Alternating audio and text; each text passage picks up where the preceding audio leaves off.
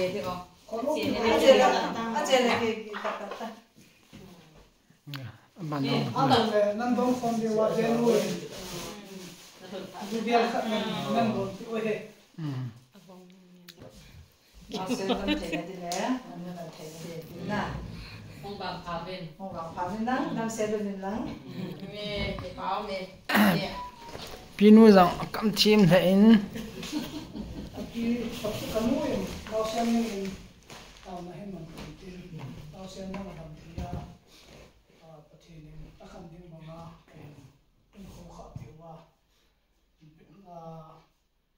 hay lên bàn lên không số nói ở trong không chỉ thế là mình biên tạo nên mình bình tin chỉ chút là một là sẽ nó lại mà không có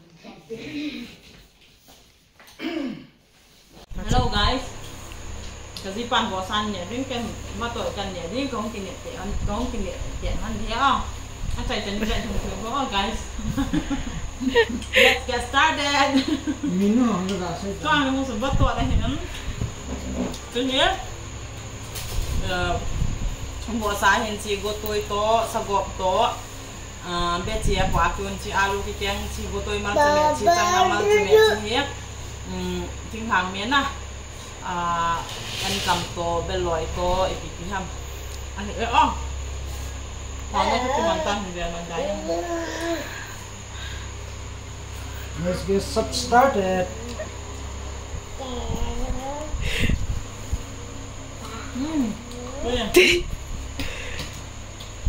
Cái này gì?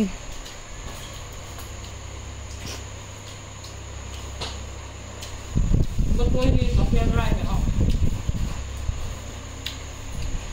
Mala.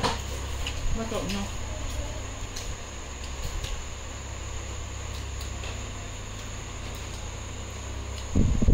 Kakalit daw bisa. Hanggang haya makakatsa.